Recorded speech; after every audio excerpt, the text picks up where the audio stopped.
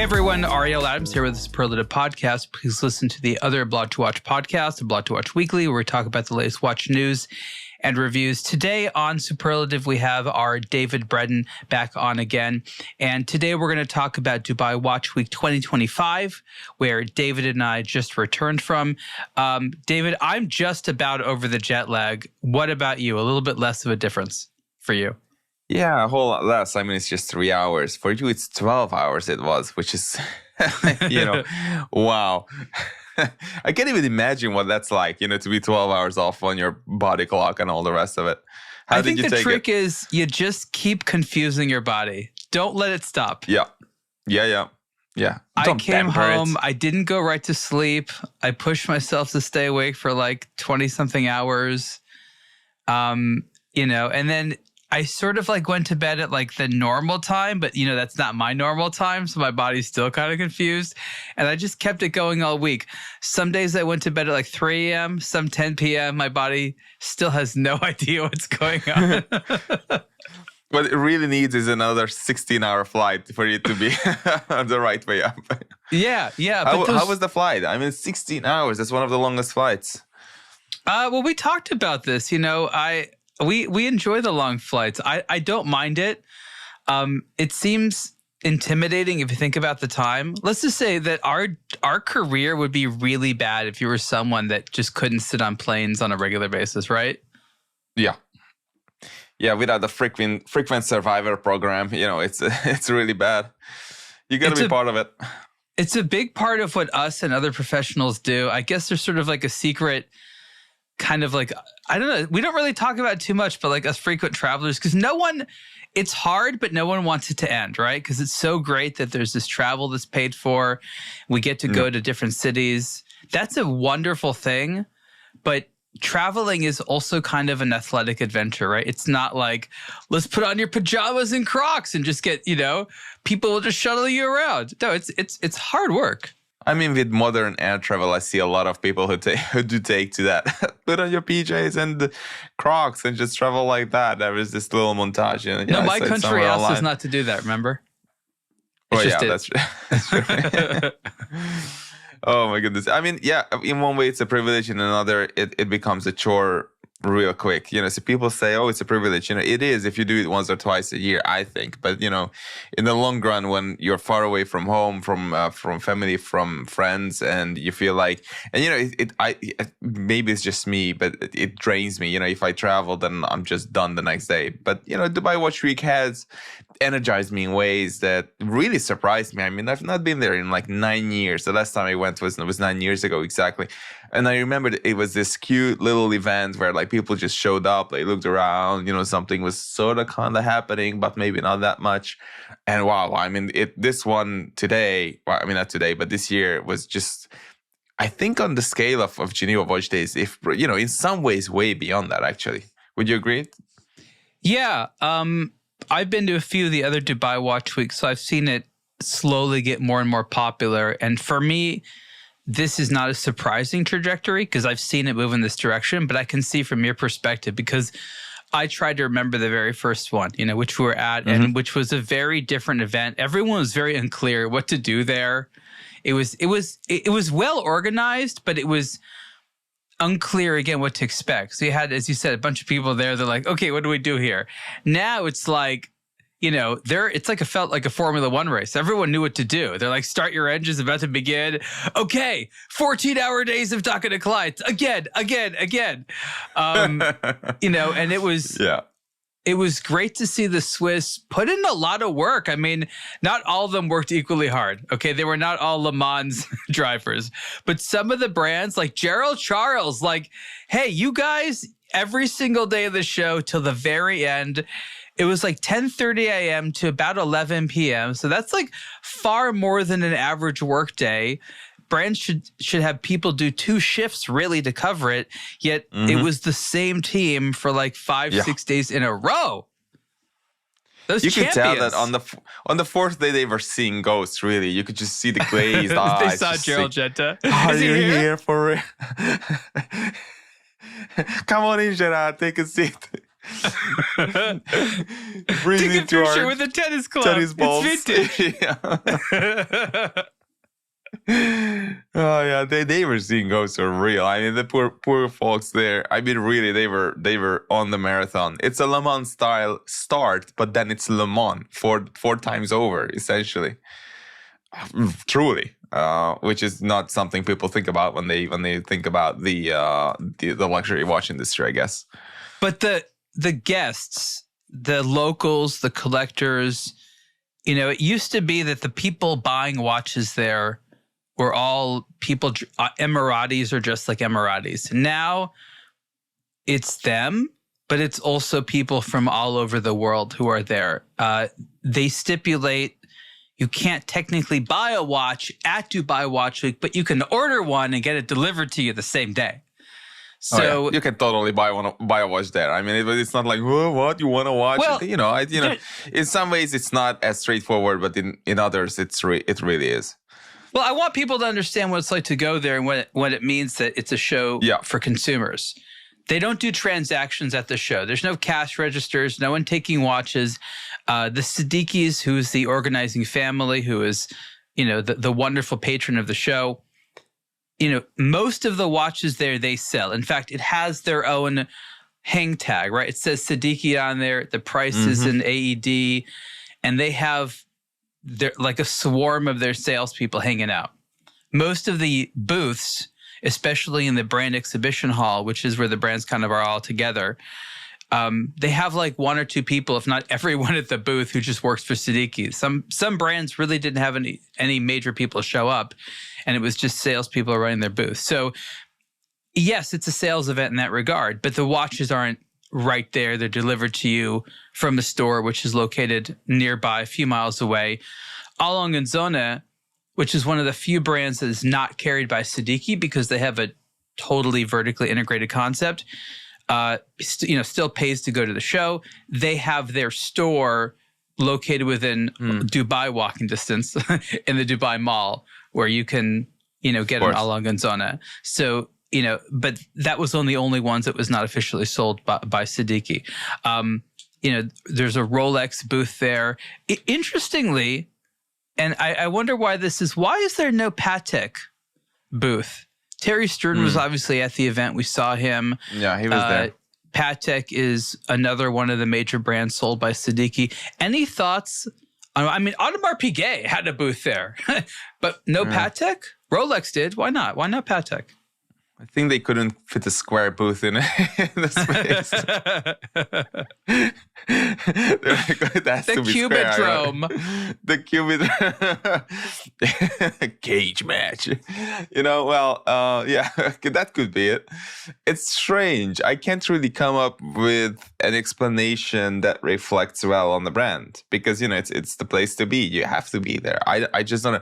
You don't have the watches to show, maybe, or you're selling everything and you're not looking to, make any more sales or find anything. That was not really the case. I mean, Rolex was there and they sell essentially, anything and everything. And yet they still had a nice show. AP had this ginormous 300-foot long, enormous exhibition space that just ruled over the whole thing, and they were there. So for Patek, I don't really know what was the mastermind thinking, to be excluded from the whole thing. Well, in terms of the watches that we saw on people's wrists, I know that I looked around a lot. I'm sure you did as well. I want to hear your opinion.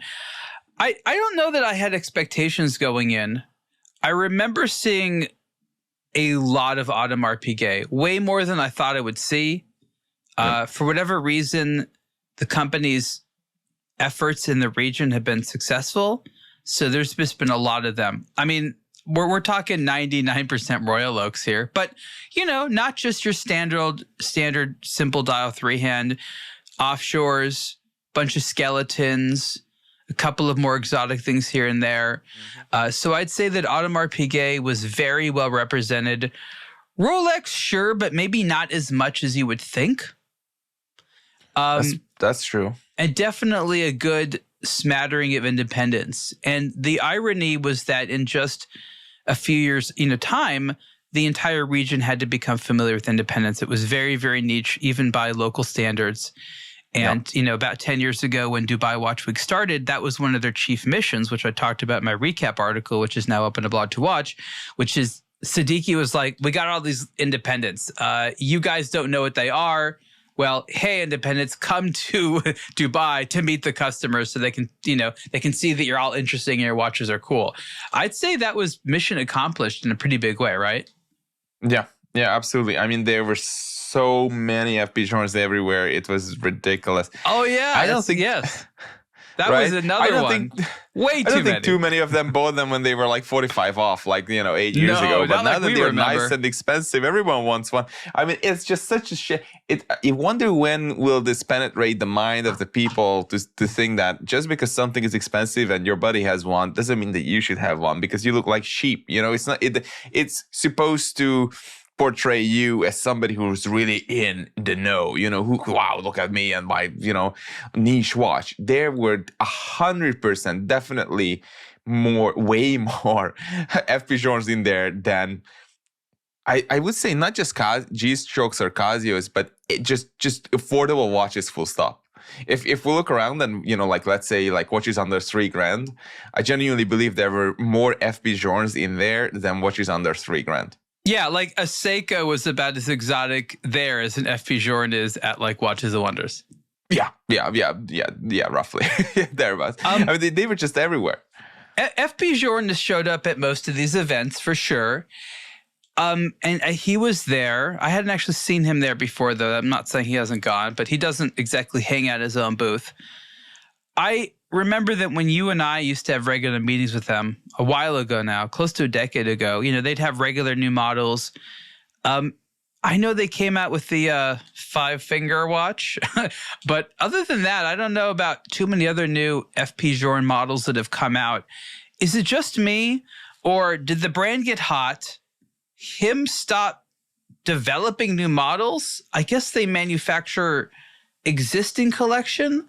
I'm so glad they made a bunch more Elegantes because that was a no one cared at all about it watch when it first came out. When I wrote about it, I was like, hey, this is cool. I don't know why people don't like this. It was hated, utterly hated when it first came out, even though I didn't feel that way. I liked it. But so they're popular now, but also kind of in continuity mode as opposed to development mode. I don't quite get it. Yeah, I remember I even interviewed Mr. Journe at the Beverly Hills boutique of FP Journe over a decade ago when the whole thing came out. And that was really cool to sit down and just nerd out, all over that watch and just get into the little details and everything. And you could tell that it was his personal project. He really enjoyed talking in depth about it. There's an article on aBlogtoWatch somewhere a decade ago, about the Elegante. I think it was the hands-on debut article where I spoke with him at the time. And he even ditched the translator, which is extremely rare for Mr. Journe to not speak in French, but to speak directly in English, which was, one of my great achievements over all these years to have him speak English. Yeah, which is really good, So that was a lot of fun, and those you couldn't give them away, basically, and now they are hot stuff because it's FP Journe, and it's so interesting to see how these things can shift. Maybe there's not a manipulation, but a shift in the supply. Maybe just all the watches disappear at 50 off. They are reintroduced at full price, and now everyone just grows accustomed to it. I think that's what's interesting. Your point. FP Journe himself has not really changed. He may have adapted how he's handled varying degrees of success and demand for his brand, but the man himself didn't do anything fundamentally different in order to get this popularity. It was market forces. We know that Watchbox for many years was hoarding FP Journe watches, basically buying them on the market and then making the plan that they wanted to establish these were undervalued. I don't know. They did a bunch of auction market stuff, boost up the price. Who knows what games they were playing? But it seemed to work. Of course, they had to buy up a bunch of models. It seemed to work. I don't know what exactly their relationship was with the brand itself, how they cooperated together, but everyone seemed to make a good amount of money off of it. I'm still confused that Mr. Journe himself decided, let's stop making new models as prolifically. It seems counterintuitive.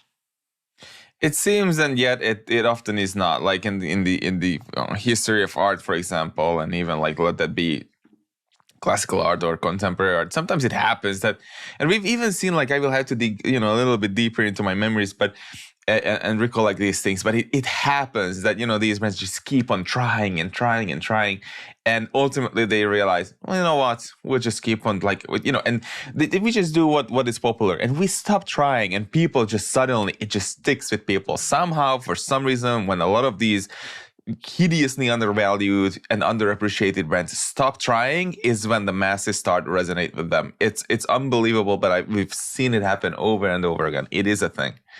I can't explain why, but it is a thing for some. Maybe it's through the repetition that finally hits home with the audience. Who knows? So both of these types of brands are represented at Dubai Watch Week. There was over 80 brands this year. The brand hall had a fair number of them, and you have within, eyeshot of one another, those brands like the FP Journes, the Roger Smiths, the, Acrivias, who have earned that reputation and the demand, as well as a bunch of up-and-comers who may have been in the game as long or longer, and they just have not achieved it yet. There's a lot of new names in there. I think one of the brands that we like to see is Vanguard, which makes wildly complicated stuff, really cool, original. But it's the same type of thing, like a reshared meal when they first show up, where like most people are like, I don't know what to make of this. And yet that's very true. Someone like you and I can immediately identify that it's original, that it's hard to make, that the people behind it are a bit crazy, and that's usually a good thing. It's true. You have to go there. You have to spend some hands-on time with them. You have to ask the watchmaker, and then boom, the watchmaker just shows up and begins to explain, and you dig deeper. You ask all these questions, and then that's how you learn. How magical it is, how difficult it is to get it right, and so on. So this hands-on time or face time to me is still surprising that we don't see the equivalent of a Dubai Watch Week on this scale in Japan or somewhere else in Asia or in Hong Kong or wherever. Like these should, I think, 100% be a regular thing in various regions that are hot for watches, really. Okay, so we've been to a lot of cities that you said are hot for watches, and the blank, watch week is not a new thing. I mean, I remember going to Madison Avenue Watch Week and all these other things like that for years. So it is not true that other cities aren't doing it. It is true that Dubai Watch Week is very different. Why don't you try to explain why it's hard to get something like this right in a lot of places, even if they love watches there? Oh, wow. Brands are, I'm sure, difficult to get on board because it's, even if they themselves are the distributors, because this is like a very special situation in which, as you mentioned, Siddiqui carries all these brands or most all of them. So it's really easy because they just bring their own watches in a way. And of course, they can count on the support of the various brands. It takes a lot of patience, even for them. It took a decade and various different iterations of the same fair and the same show and keep growing it and growing it. And it's just, they really went all in on it. You never felt that, they are holding something back. It was a beautifully and very intelligently scaled event. I was surprised by just how perfectly they managed to get the size of the different venues and places and facilities right. Yes, sometimes they were crowded, but of course it looks good for a watch fair to be crowded every once in a while, right? So I think that's okay. But this also takes a lot of humility in a way, and that's lacking because people try and understandably make a profit or break even at least in the first or the second try. Whereas here it was not the intention. I think here it was much more about let's create something, let's build something, and we understand that takes time. And it genuinely took them 10 years to get to this point. Of course there was COVID, etc., but still this is something that is a working formula, but it is also their own in some ways. And if we look at it, it's interesting to see how all these watch events across the world are always different formulas. Whether you go to New York or you go to Geneva Watch Days or Dubai Watch Week or to Hong Kong for something smaller or larger or whatever it may be, it's just nobody seems to have nobody seems to carry the same formula from one place to the other. It just doesn't translate somehow between all these countries. One of the things that the Siddiqui family did, which I think is an important element of the success of Dubai Watch Week is they made it happen with their own money and influence. They didn't require the brands. Now the brands help fund it, but ultimately, this is still the Siddiqui Group's event. They call the shots. They describe how big it's going to be, where it's going to be. They handle the guests for the most part.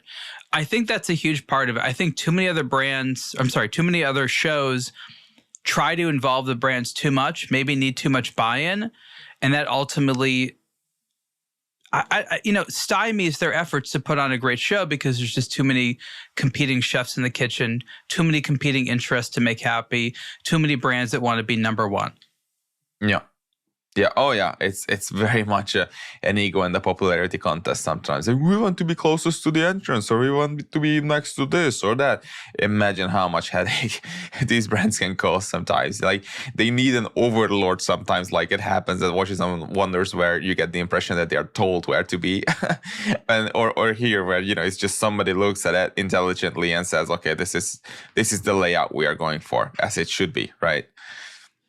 It must be so difficult. I've always admired the Siddiquis for simultaneously knowing what they want while also appearing to be very gracious towards their guests. They clearly have a vision for how they want watches sold, for what brands they want there, for what topics they want discussed, for the restaurants, the background. They never had to ask, like, hey Rolex, what do you think about this? They're just like, this is where your booth is going to be. It's going to be lovely. In fact, the Siddiqui Group goes so far as to push the brands in their as to what goes on their booths. Most of the separate booths, not the ones in the big exhibition hall, but the brands that have their separate booths, they had to be sort of like approved by the Siddiquis that pushed them to do more storytelling, to show more stuff, to show the world a little bit more. And I think that really paid off, because when you and I went into some of those exhibitions, at least I felt this was nothing like what they put on in Switzerland. Even though they sometimes put as much money into it seems. Didn't you feel that they actually explained a lot more? Like they actually just showed what they do or put more effort into visual merchandising? It just felt like a ton more effort. And now I understand that a lot of that had to do with being pushed by the Siddiqui team. Absolutely. I think this is something that is lacking from Geneva Watch Days. I understand that Dubai Watch Week, happens every 2 years, and there's the Geneva Watch Days every year. But still, I feel like there's so much more room for Geneva Watch Days to step things up. I enjoy that it's very direct. You go there. It's still very industry focused. It's you have to know where to go, where the suite is. You have to have some sort of an allocation of somebody's time. It's not like open booths where you can just go up. Yes, it's still a lot more open in some ways and a lot more direct than Watches and Wonders, but then that's an extremely low bar that is easy to clear. And then, as you say, we have Dubai Watch Week, where there's a lot more storytelling, where it's the layout is much easier to understand, to go through. You're basically invited to visit 70 or 60 plus or 80 plus brands, depending on which area you're looking at. Easily from one place to the other, and it's just such a show of force. It's impossible not to enter this room and leave without having found something that is to your fancy. I really respect that. I think that's just fantastic. But let's keep talking about that, because I think it's really, really crucial. I don't know if it's just that a lot more effort was put into the booths and the experiences at Dubai Watch Week versus Watches and Wonders, or they're just lazy and aren't even trying at Watches and Wonders, but it's a night and day experience. Both of these events are trying to educate the guest. Even though the guests are a bit different, both of them have the same goal. You go to the brand's booth or area, you try to understand like what's inspired them that year, what the brand is all about, what's on their mind. Like you have to walk away with some education. And even at the best booths, you get almost nothing at Watches and Wonders. Maybe they look nice. That's hilarious. But from a presentation perspective, it's just gobbledygook. Yeah, you know what I mean? It's so true. Yeah, we truly know. And even if there is, the font is way too small. It's either a hideous amount of information crammed together in a place where you don't feel comfortable taking it in because there's somebody basically on your heels already, or breathing down your neck, or you just want to go, or it's just like not an environment in which you feel like you can and would want to learn at all. And as you say, it's so hilarious to me that it goes so far above their head to realize that actually we are putting this whole thing together, at least in part, to educate people, to have them come here, whether they are media or distributors or whatever, because the media and the distributors will pass this knowledge on to watch buyers ultimately, right? And if they don't make it easy, then what is it about? It's usually just like, it's so old school in some ways. Here's a little desk with like watches sticking out of it, and these are our new watches. Do you want to buy? And then that's it. It's not like, they are trying here and there, but they either need to throw more workforce at it so that there's always ample number of people there to explain to whoever turns up, not just one person just losing their mind on where the watch went, or just trying to figure out something that's happening at 4 things at the same time, or there's enough room to walk around and enough text and everything else to somehow educate the people who go there, let that be history or something related to technical stuff or whatever it may be. It's Watches and Wonders definitely has a long way to go in that regard. I guess part of my larger point is that the unique contribution by the Siddiqui culture, we'll call it that, allows Dubai Watch Week to be something special, and you can't necessarily transfer that over from city to city. I'm sure others have said, let's license the concept. I don't care how weird it is. Let's have Dubai Watch Week in some other city. But you can't take the whole Siddiqui way of thinking and just move it over. You'd have to have something similar to it, albeit different, to make it work in that other city, right? Yep. Yeah, it's difficult to just take this and move to somewhere else. And yet, it really shouldn't be, especially not to Watches and Wonders where, my impression is it's completely under their control. The space, the time, the workforce, everything. Isn't it? Yeah. I mean, it really is. Sure, there are different diplomatic issues there and certain dynamics behind the scene, but still, I think it would be in their best interest to make it work. Now, one of the most interesting parts of Dubai Watch Week this year was the, we'll call it the press conference, where Jean-Frédéric Dufour, CEO of Rolex, comes out in front of a big group of people, has kind of a conversation with Hamid Siddiqui, one of the patriarchs of the family. 2 people that have been working together a long time. The amount of watches that are distributed and moved through that region, from Rolex to Patek and others, means that Siddiqui is an extremely well-respected company, but also very rich, right? So they sit there alongside these brands, and they're not speaking up to Rolex; they're speaking across, horizontally to Rolex. So this was one of the rare instances where Rolex was speaking, and I think Dufour is in an interesting position. He clearly likes to speak. He's not allowed to. Just, was it a week or 2 earlier? He was in Washington, D.C. with a Swiss delegation, who apparently were part of the famous meeting that had the agreement in principle that the tariff would go from 39% down to 15% on Swiss goods in the United States. It hasn't taken effect yet, but it was announced and it's supposed to take into effect soon. So let's just say he was sort of a hero. It was pretty clear, that what ultimately pushed Donald Trump into agreeing to this was Rolex making him feel participated by inviting him to the Ryder Cup, by going to his office with, gifts for the king, I guess, which is good, right? Rolex has a crown logo. Everyone who gets that as a gift feels good. But the Rolex hospitality is probably what greased the wheels on this. And Dufour and the brand deserve, some cultural hero worship for this, right? Especially in Switzerland. So I think that a lot of the people in Switzerland see him as a helper, because he helped push us in the right direction.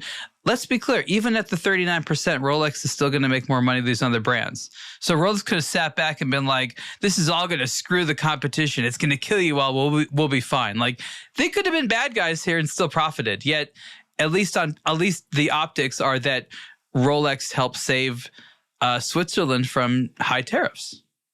Do you see it differently? Maybe. I wouldn't worship them too much. I mean, they're sitting on they need heroes so badly. Come on.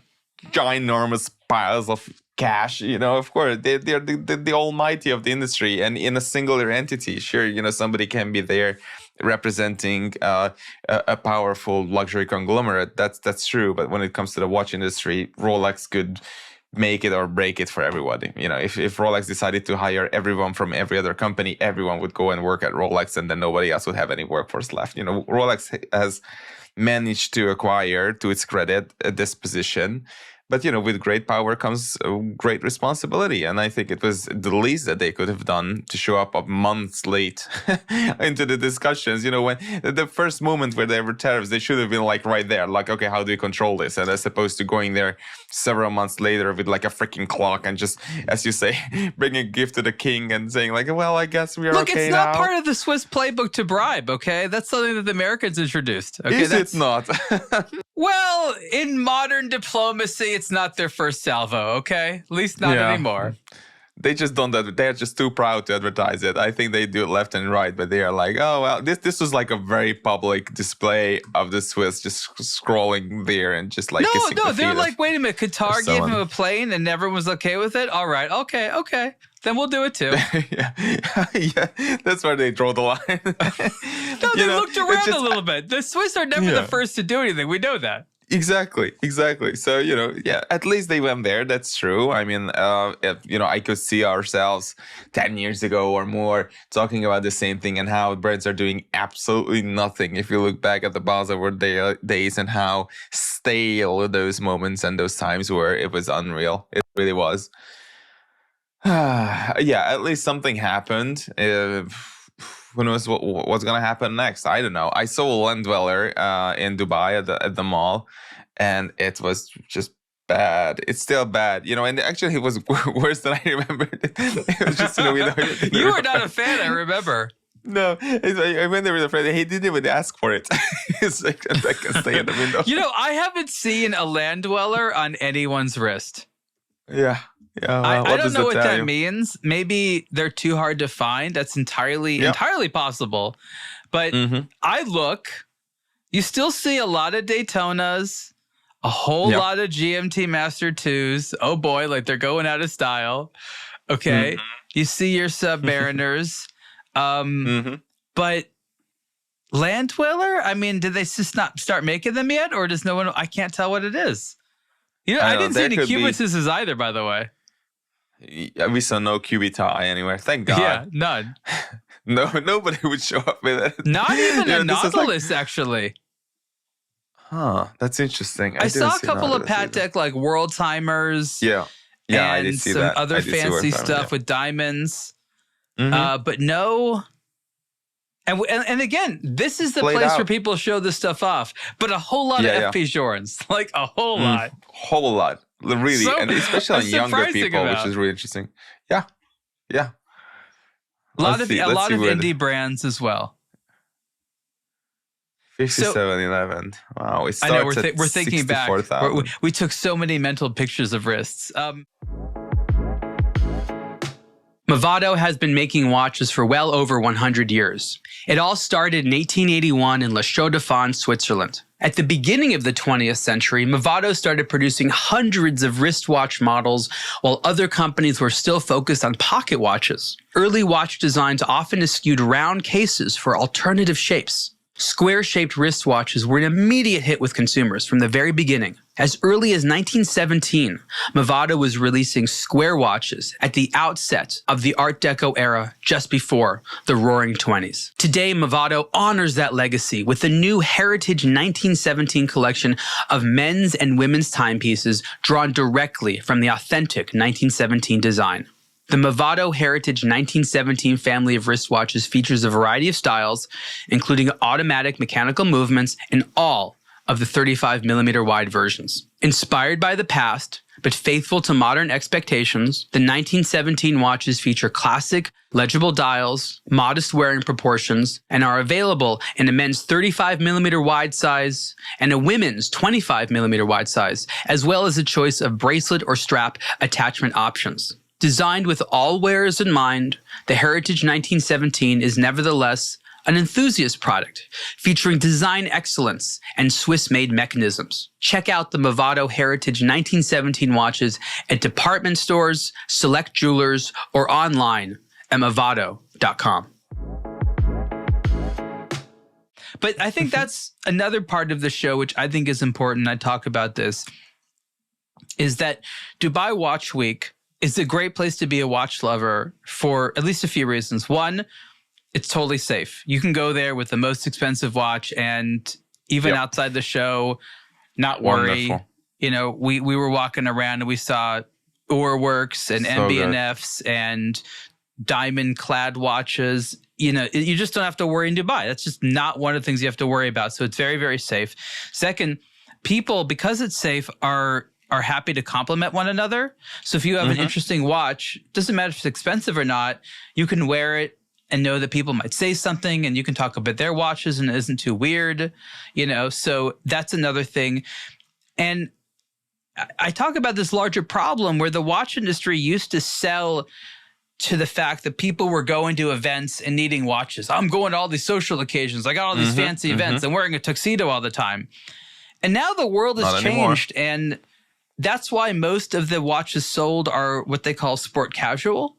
Maybe they're expensive, but they kind of look like they go with casual attire because that's what people tend to be wearing a lot. Now, my belief is the watch industry has to make its own parties, right? It wants to sell all these watches to be worn at parties. Now it has to make its own parties to wear the watches. And Dubai Watch Week is one of those types of events where you've built up all these hype for these watches. Now you can wear them and have them be seen. And we saw this in the world of fashion, especially, and cars for that matter, where you have this culture of collecting, but it fails if there's nowhere to actually wear these things where anyone will notice.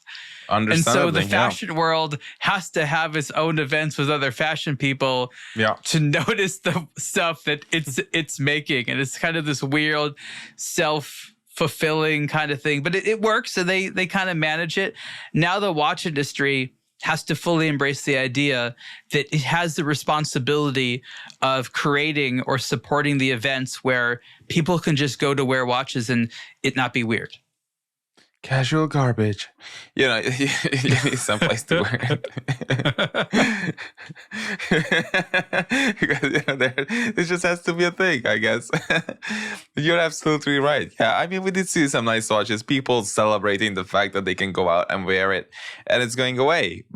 You know, but in the same way as it is going away, hopefully it will make a return in other, you know, supposedly civilized parts of the world where it's currently unsafe to wear a nice timepiece because it's just, you know, you're just putting yourself and your, you know, valuable asset at risk, tremendous risk, and it's just not worth it.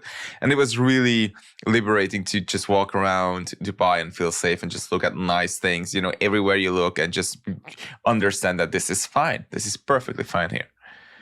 Oh, wow. Look, that was really nice. Yeah. When we first started doing this, there was one event that I think kind of sums up how we made fun of it, and that was polo. Right? Brands like loved to be at polo events. They imagined it was this bastion of high net worth buyers that just wanted to blow money on stuff. And they're like, yeah, we got to go to these polo events. That's where the customers are. That's where the lifestyle is. And then they realized that like there's just not enough folks there. You know, they have to basically now make their own polo events. There aren't these many like exclusive little enclaves of, you know, rich people that let their guard down and just want to buy fun stuff all the time. Like it does exist. I think some of the classic car events, you know, are still some of the last ones. That's what we have a la Gonzona and Rolex all over those, and others. Maybe art shows to a degree, you know, Art Basel and some of the other ones, maybe still a little bit, but there's just not a lot of these things. There aren't a lot of like Met galas or whatever for watches, and now the industry has to make their own. And then none of those things are focused on watches. Show up at a polo game with a nice watch and people will just shrug. They don't even know what they're looking at. Bring a nice so there's horse. No point. Oh yeah, wow. Then they will be like just with their little like binoculars, like look at that horse. Wow. Is that a 5711 of horses? I don't even know what the 5711 of horses is. That's a good one. I don't want to know. So I just think that Dubai Watch Week, and other city watch weeks moving forward have to be that type of place. It has to be a destination where locals can go to show off what they've been wearing, kind of like a costume event. I mean, it is a fashion show for watches. You go there, you how dare you go without a watch or something interesting? Everyone's got to show up. It's like our version of the Christmas sweater party. What do you mean you're not dressed up as something? It doesn't. You don't have to win, but you have to contribute. And I think an event like that is about as close as you can get to wear your costume watch party. It's clearly not where your everyday practical watch. You just go to wear a silly watch. You and I, we're going working the event. We're doing a lot of photography. We still have to essentially wear sport watches. At some point, maybe in the future, we can stroll around in, silly outfits with funny watches and just be part of the local scenery. We can't do that yet. But I feel like the show is getting there. There's now characters that show up that are part of the scenery and are going for the social element and to be seen, as opposed to let me check out the latest show parts and I'll move on. Bye. Yeah, it's true. It's not just going there, checking out the latest, but also interacting with people, just looking at things. What is it that you spot? What is it that you see? How do you, as you said, where contribute to this whole thing? There has to be a contribution of some sort, right? I think another it's thing, as easy as putting on a nice watch. That's as easy as it is. But also, I mean, the Siddiquis themselves facilitate this behavior. They hire these we'll call them street performers. There's jugglers and illusionists, dancers, musicians, just a variety of I don't know what to call it, street performers, right? What else is it?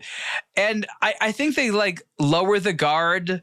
They're if the hired people act silly, I can act a little silly too. And it's not to say that people are acting silly. We're still talking about the Middle East, okay? It's a conservative event.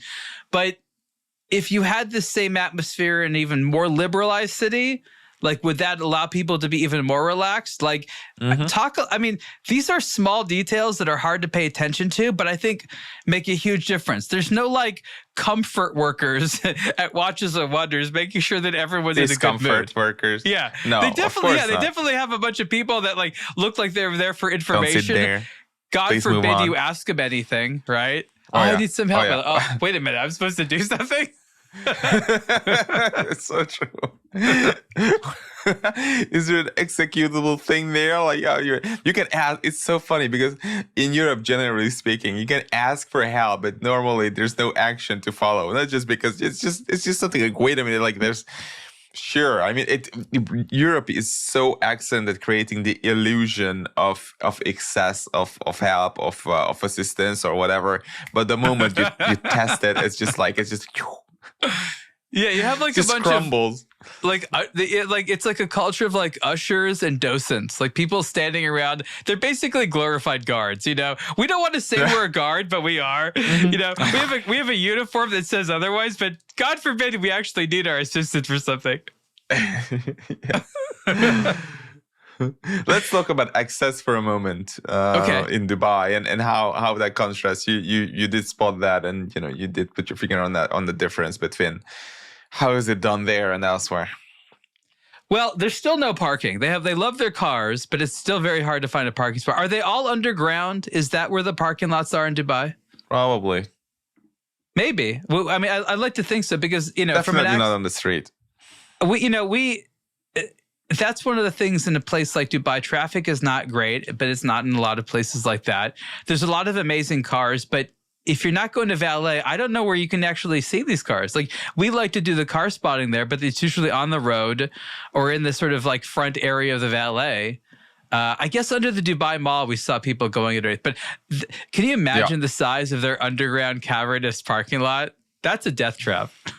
Yeah, you're just gonna break out the tent and just do your car spotting at the valet where they are dropping off all the Bugattis and vintage Alfa Romeos. We did see one, really sweet old Alfa Romeo that was very cool.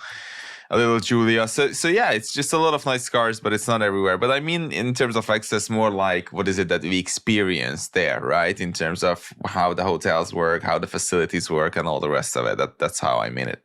Well, I like the fact that the Dubai Watch Week wanted everyone to stay well hydrated. There's no way you can ignore this. The amount of water they were handing out, it's not a luxury. It was a necessity, but it wasn't like there's 2 water fountains at the corners of the show. It's everyone drink all the time. Drink some more. Would you like some more water to drink? And, obviously you dehydrate there a lot, but like this is a little technique to keep people happy so they don't have to leave and also so they're comfortable. Like it's not just health, it's also comfort. If people are thirsty, they're not going to talk as much. They're going to be uncomfortable. In Geneva, they want you to starve and dehydrate and, not be human. Slowly. How dare you be a human with your human bodily needs? I mean, to its credit, Geneva, especially watches and wonders, has come a long way from way back when it was SIHH and you had to sit down and you had to wait for a waiter, which sounds luxurious, of course. But when you get a menu and then it's 30 minutes to order something and then it's another 30 minutes, you literally lose an entire meeting just by sitting down and eating. So you lose lunch altogether because there's no other option. You can't go anywhere and grab something. So it changed a lot. You can just sit down. You can emphasize a little bit. Look, we are short on time. Please just, whatever is fastest, just bring it out. We'll eat it. We're not that picky. So it works really well now by their standards, but not by, just, Dubai standards. Yeah. Well, look, and again, it's not that one side is right or wrong. It's just how these cultural differences manifest themselves.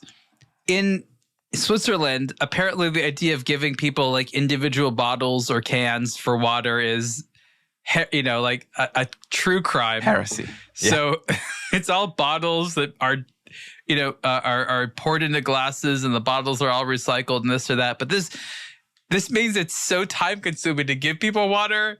It's hard to move it around, right? You're encouraged to like sit down and drink water as opposed to like drinking it on the go. There's no water filling stations or bottles they give you. You're at a trade show. It's indoors. It's, it's circulated air. It's very dry, but it's like it's so difficult just to take water with you unless you've well prepared and tell someone, pour all the water from that bottle into my bottle. And they look at you like they're crazy. You want the whole bottle? How dare you? Not allowed. Not allowed. But you see how this little tiny, and then Dubai, they're like, yes, cans, bottles for everyone. Don't care. More. Like that's an irreconcilable cultural difference that I just think that means that it will always be kind of backwards in Europe to have a comfortable trade show. It's just very slow and tedious progress. That's all we can fall back on, really. We also saw this thing in the hotels and elsewhere that just Dubai, as is fond of excess, everywhere. In Europe, if you go to a hotel, you get 2 towels, and the second one comes with a threat that polar bear is going to tip over if you remove the second one from the shelf.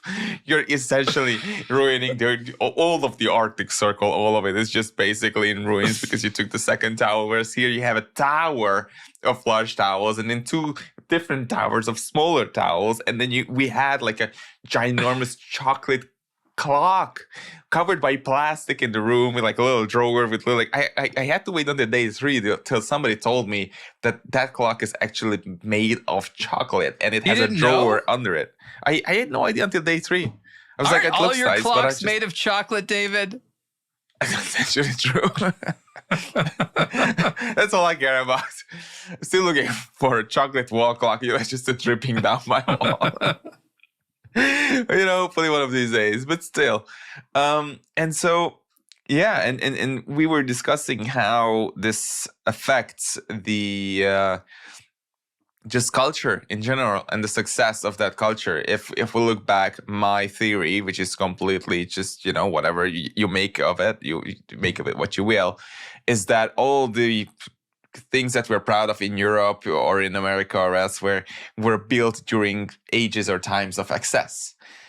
everything. And Dubai is now in a period of excess, and it's growing like nothing, really nothing else. So I can't really think of any civilization or any country or any nation or any culture or anything that bloomed without a culture of excess.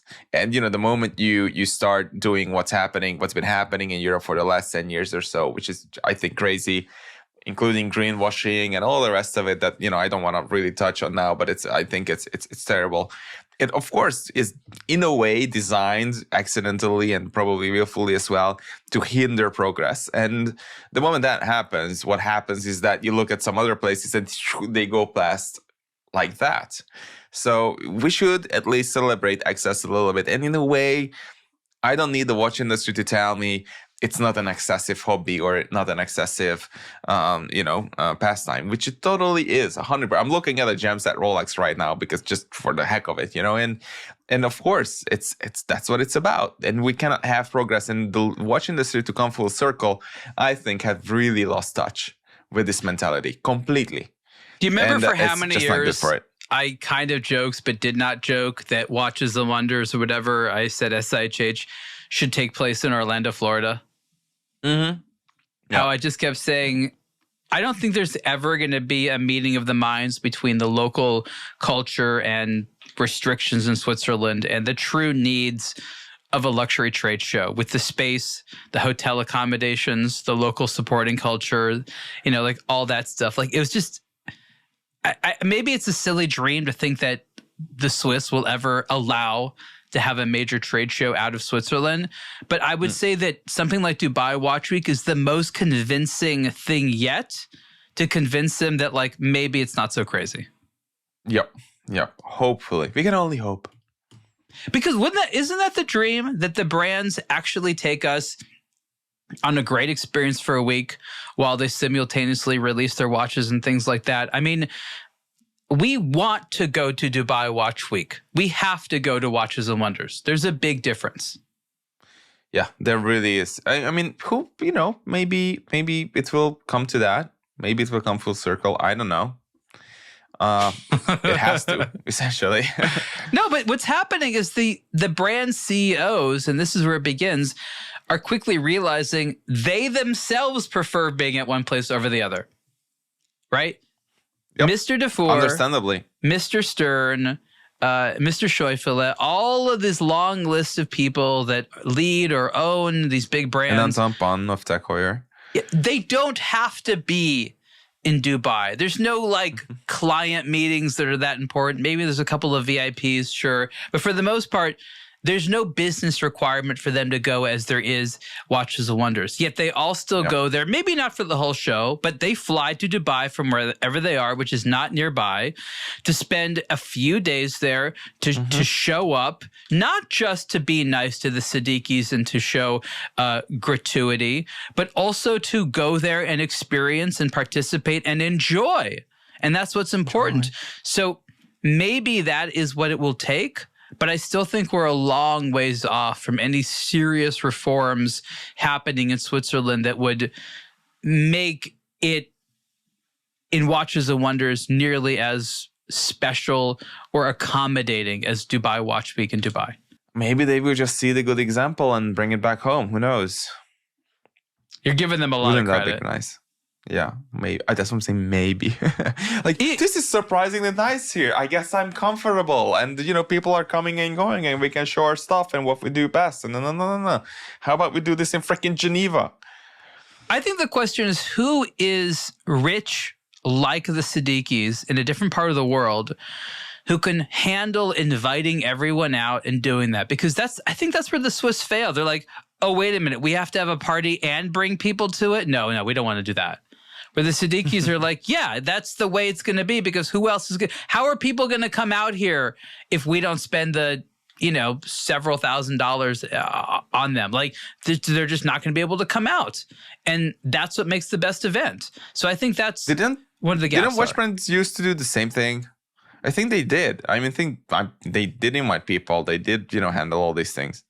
Yes, that's the precedent was set, but we know. Look, you've seen it with our team. It's not that they don't offer any help, but it's like 1/3 of the way. Like they feel like they can't actually go all the way. We still need to bleed a little bit to come. Yeah, just a little bit. Yeah. But you see what I mean? How they like? Of course, there are similarities, but they don't go far enough. You mentioned the point of excess. They don't even meet the requirement, let alone go further than that. I wonder if there's something we can do other than voice our criticism Talk and about give our ideas. That's all and they allow suggestions. us to do. We'll run a show for you, everyone. Hire Ariel and David to run your show. Well, we know what's good. We're going to start with really good areas to photograph. Why they can barely get that one right. But that is actually, maybe that's something that resonates. Okay, so what we're finding is that they're not asking a photographer about what a photography room should be like. Our distinct impression is that no one has ever asked any content producer ever to ask what a photography room should be like, because otherwise it would serve one or the other style of photography or content production or whatever it may be, videography, whatever. And this logic or like that applies to everything else. Let that be hospitality, let that be brands showing off their history or whatever. Nobody's really asking like, okay, will you be happy here? Would you like this as a visitor? Would you like this as somebody who works in hospitality? Would you like this as a guest? And so on and so forth, and this is something that I think we should absolutely highlight. And this has been true ever since I've known Dubai Watch Week and its organizers, which is again almost 10 years now, is that they ask for feedback constantly. Even if you go to the freaking merch store to buy a t-shirt, the guy is just asking like 4 times, how do you like it? Do you actually like it? What is it? How could we make this better? And you can tell that the question is, do you like it? No. The question is, how can we make this better? Don't hold back on feedback.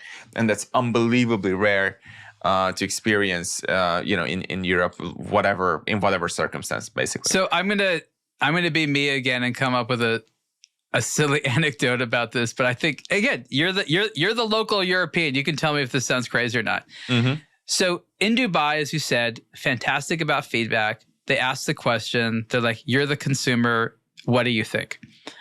In Switzerland, they know they need feedback, but they can't go direct. First, they have to have a meeting to decide what type of feedback they want to get and what they're going to do with it. Then they decide who collects the feedback. Then they go online and do a bunch of research, make spreadsheets, try to come up with a bunch of metrics, whatever. Then they put it all together and decide what to make of it. When all the while, all they need to do is just ask one person. But do you see what I mean? Like they even with feedback, they can't figure out how to do it. They don't know how to just ask people. They don't have focus groups. They've never just sat down and been like, you guys know what's up. It's like they have to figure out some cockamamie system to get the information themselves, which inevitably involves just researching other research, which doesn't really exist because there isn't survey data on this. Researching other research is spot on. Researching other... So again, this is a bit of a cultural difference. You can sort of make fun of how the EU operates. They do a lot of this, but you see what I mean? Like there's sort of this neglect of practicality and trying to find some type of technocratic approach, which ultimately like will not work unless it's 100% perfect, which it never is. It never is. It doesn't even have to be perfect, but I agree completely that there should be just way more asking for feedback, way more processing that feedback. It should just come in first and then do something with it because you don't know what the feedback is going to be. Will it be something detailed? Will it be something short? Will it be something maybe a bit too honest? Will it be something about one particular area or something like that? But for some reason, I get the impression that Dubai Watch Week would not have been what it became, for 2025 had the team not taken the feedback that it did receive during all these years. It genuinely feels like a lot of attention was paid because to all these little details, unbelievable amounts of energy and effort has gone into this. I was not sure what to expect. I was there in Hong Kong last year when they announced basically that this year is going to be huge, and they showed just a couple of concept drawings and stuff like that. And they did say that it's going to be twice as large as the largest event that they ever held. but I wasn't sure what to make of it. And here we are, and you can tell that they really have done, they've raised the bar for what, and even at the same time, it was relatively simple. It was not too overly complicated. You had places to eat, you had places to visit, go inside and meet with brands. It's not, and you had one auditorium where people could go and like have like a talk or whatever it was, right? Or a presentation or something like that. So it looks easy when it's done right. I'm sure it was not that easy to bring all of this under the same roof. It must have been hell, to bring the Rolex CEO and someone from Leica and all the rest of it. And yet they have not overshot it. They just, they really seem to have organized their priorities and followed them through. I would go to this next week. Essentially, I would be happy to go back next week, and I'm kind of bummed that it's going to be 2 more years before we get to go. I'm really not enjoying that fact right now that it's so long till we get to go to something like this again. I likewise have fond memories, and I'm looking forward to the next one. I think that the key to staying in the hellhole of Geneva. God damn it. I just remembered like all those places we had to stay at. The contrast. It's unbelievable that a city like Geneva, and it's not a question of the money you throw at it. Of course, you want to be wise with your expenses and stuff, but it's unbelievable to think back of the last 6 years and, just for Geneva Watch Days, but all the rest of it, where Geneva Watch Days is refusing to support media, not just us, media full stop. And they're like, well, yeah, you have to show up. And like, it's not a nice experience to go to Geneva. And even if it was, I wouldn't want to go on my own dime to work, right? To deliver all these things. But let's say we did that. Nevertheless, it still is a terrible place to stay at. And as long as you're this stubborn when it comes to keeping or holding an event in a crappy place where it's terrible to visit, where it's terrible to stay, where it's terrible to eat, where it's unhygienic, most of the accommodation, irrespective of the money you spend on it, the contrast is just blinding at this point. It's unreal. Wow. I mean, I could go on, but I guess you guys get the point. And we wonder why the Swiss don't want to hear our feedback? Bring it to Zurich at least, for heaven's sake, really. Look, I think that, while we have strong opinions on the matter, we make a lot of good points. These aren't issues the Swiss and Europeans never bring up. They bring this up all the time. We're not just inventing these issues. We're responding to things they bring up. They're like, how can we make it better? I wonder why it's so good to be in Dubai. I can't figure out. Like, you wonder? But we're responding to things that our colleagues are talking about.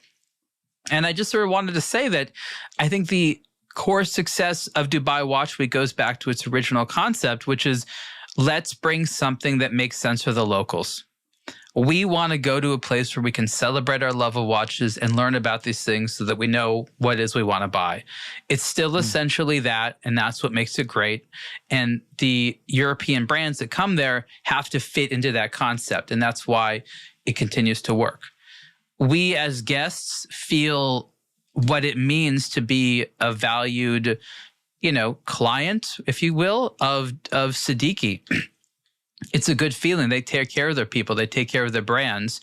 They earn, not just top marks for putting this on, but for transmitting their values and their culture. That's some of the best of this industry, is to sort of pick and choose, this country knows precision manufacturing. This country knows design. This country knows service. This country knows sales. And you sort of, you pick and choose. In Dubai, they know service in a way that the Swiss can only dream of. Really, can only dream of. Maybe the Swiss know how to, at best, outfit a hotel or something like that, but they don't know how to make people feel as welcome and cared for as what they're getting. So the entire industry should learn about how Dubai, the Siddiquis in the Middle East approach customer service, because it is truly fantastic. It's not that there aren't other good ones, but Asia really dominates. For me, when it comes to customer service, nothing beats what you can find in various parts of Asia. I mean, really, absolutely, hands down. Absolutely true.